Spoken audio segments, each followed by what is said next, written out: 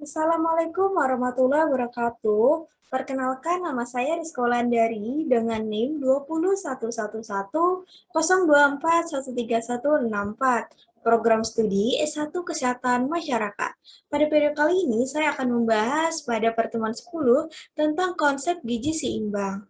Sebagaimana dalam Al-Quran surah Abasa ayat 24 menegaskan, maka hendaklah manusia itu memperhatikan makanannya.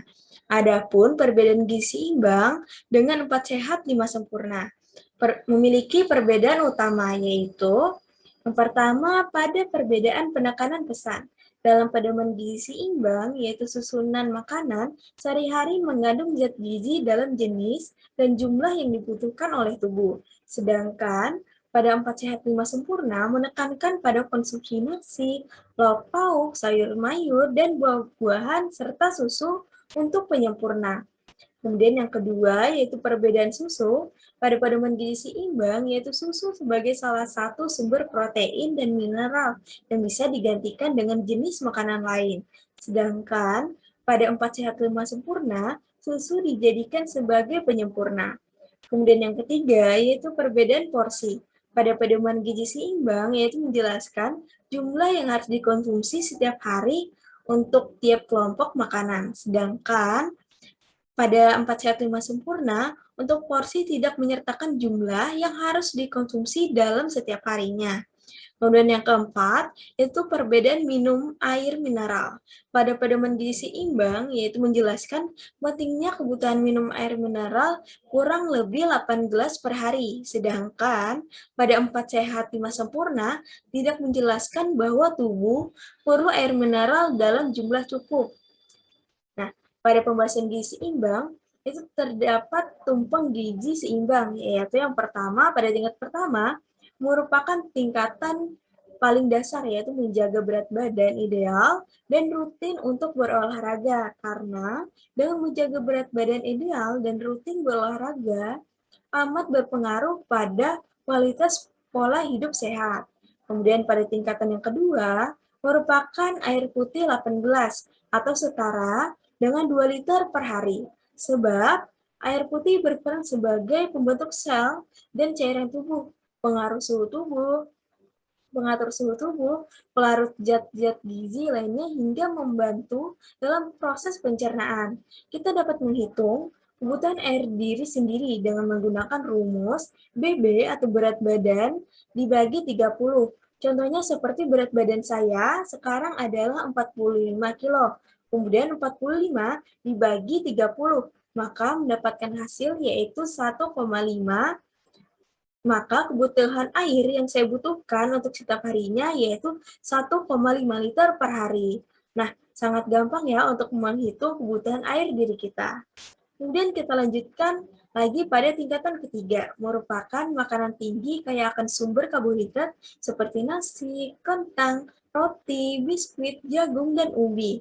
Nah, makanan ini disebut dengan makanan pokok karena biasanya dikonsumsi 3-8 porsi per harinya. Lanjut pada tingkat keempat, yaitu merupakan bagian sayur-mayuran dan buah-buahan sebagai sumber serat, vitamin, dan mineral. Adapun anjuran dalam mengkonsumsi sayur-sayuran dan buah-buahan yaitu sayur-sayuran sebaiknya dikonsumsi 3-5 porsi per hari dan untuk buah-buahan dikonsumsi 2-3 porsi per harinya. Lanjut pada tingkat kelima merupakan makanan dengan sumber protein nabati dan protein hewani. Adapun anjuran dalam mengkonsumsi makanan yang berprotein nabati dan hewani yaitu dikonsumsi 2-3 porsi per harinya. Kemudian yang terakhir yaitu tingkat puncak. Pada tingkat puncak merupakan makanan yang tingkat dalam makanan yang tingkat dalam mengkonsumsinya diberikan batasan, dikarenakan tingkat kebutuhan makanan yang karena tingkat makanan yang dibutuhkan tersebut sangatlah rendah. Apa saja makanan tersebut? Yaitu garam, gula, dan minyak. Kemudian adanya isi piringku atau piring makananku. Mungkin ada yang belum mengetahui ya. Jadi ini merupakan untuk sekali makan yang dimana piring tersebut berisikan lauk pauk, makanan pokok, buah-buahan, dan sayur-sayuran.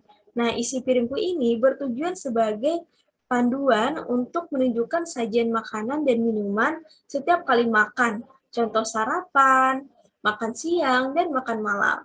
Dan perlu dipahami, isi piringku berbeda pada isi piring remaja, isi piring ibu hamil, dan anak-anak.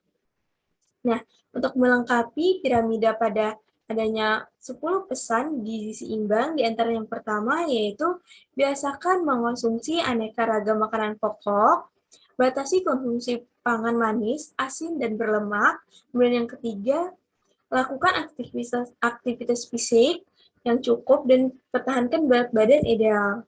Kemudian yang keempat, biasakan mengonsumsi lauk pauk yang mengandung protein tinggi. Kemudian yang kelima, cuci tangan menggunakan sabun dan air mengalir. Kemudian yang keenam, biasakan sarapan pagi. Dan yang ketujuh, biasakan minum air putih yang cukup serta aman. Kemudian yang ke-8, banyak makanan buah dan sayur. Kemudian yang ke-9, biasakan membaca label pada kemasan pangan. Kemudian yang 10, yaitu yang terakhir, syukuri dan nikmati aneka ragam makanan. Kemudian, nah 10 pesan tadi diharapkan untuk kita dapat melakukan apa yang kita tertera di dalam pedoman tersebut. Jadi, dari pembahasan materi-materi tadi, kita ambil manfaat dalam penerapan gizi seimbang, yaitu untuk membantu setiap individu memahami gizi setiap harinya dengan porsi yang ideal, sehingga akan mudah terhindar dari berbagai penyakit. Itu saja penjelasan dari saya pada pertemuan 10 kali ini. Kurang lebihnya saya mohon maaf. Wassalamualaikum warahmatullahi wabarakatuh. Terima kasih.